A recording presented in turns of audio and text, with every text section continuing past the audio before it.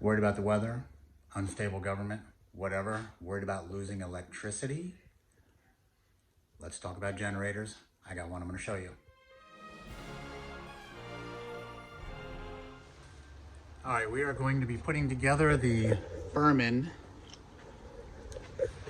generator. We're not going to be assembling it. We're just going to open it out of the box and get it ready to roll. I'm here in Central Texas, so 78 degrees yesterday, 38 degrees today. By the way, if you don't have one of these,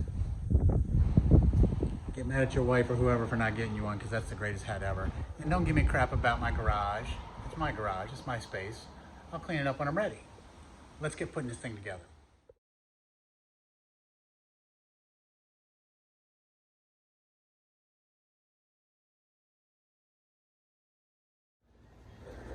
I'm just gonna let you know, this pig is heavy. I had to have a neighbor, thank you Reggie, help me get this thing out of the back of my Explorer right there. And I'm gonna say it probably weighs about 300-400 pounds easy.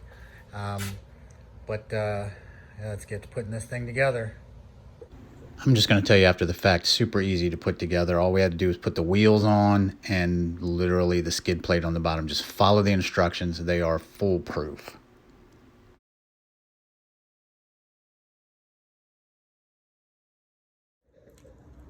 All right, so there's really no way for me to show you this because I'm filming by myself, but just remember this. You can look here.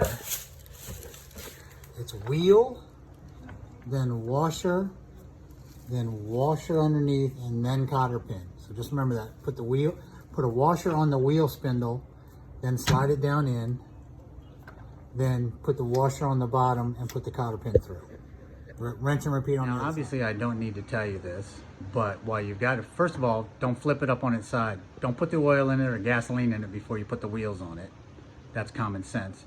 But while you got it up on its side, we're going to put the skid on the front of it as well. It doesn't tell you that in the instructions. All we're doing is we're taking the skid and we're putting it right there basically. So it is literally nut and bolt, nut and bolt. If you need me to show you that, take a tack hammer and hit yourself in the head with it, because you shouldn't be doing this anyway.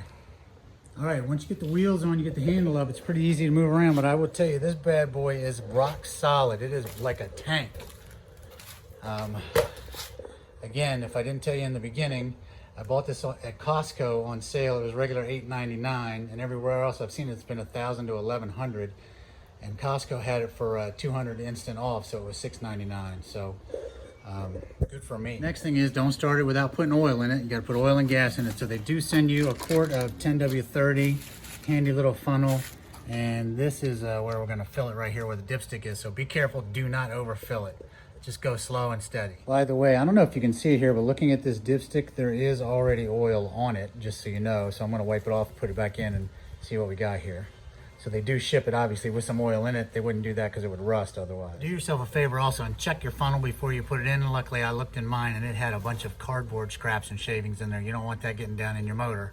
So just give it a blowout. Oh, and if you doubted why the headlight stocking cap was important, it's so you can see down in places like this. Not sure if you can see it here, but right where my finger is there, that's right about where it is, with almost 95% of the oil that was in that quart. So I don't think you have to worry about overfilling it with that quart, but I've got it halfway between low and high. So I'm gonna start there and run it. I don't wanna overfill it, but you gotta be careful, because once that oil starts touching the stick, it goes up that stick quickly as you pour it in. So now I'm just gonna hook the battery up. So the battery is not hooked. So I'm just gonna cut this little bit of zip tie here, and then just hook these two together. I gotta use two hands. I can't do this one-handed, I don't think.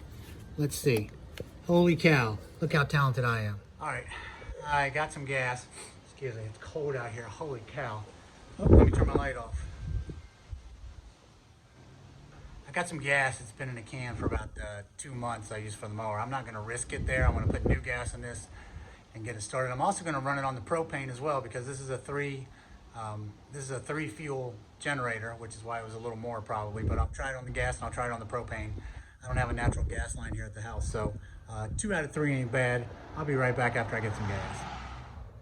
Okay, it took me a couple minutes to figure this out. So when you turn it on the gas for your first start, you get that light. You should already be in the starting position here. So So you're gonna go like this for 3 seconds or however long it takes.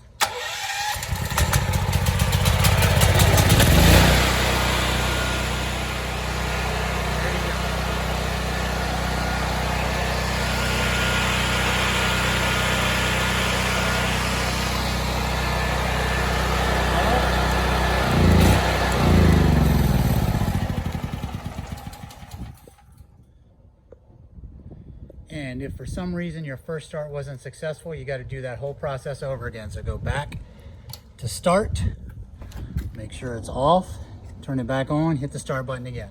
I really don't think it could have been any easier to set up. It was a total of like 10 minutes. And it took me longer than that just to film this, but hats off to Firman. That feels like a quality generator. It sounds great, and it is rock solid as of right now. I'll let you know in a year after I've used it for a bit.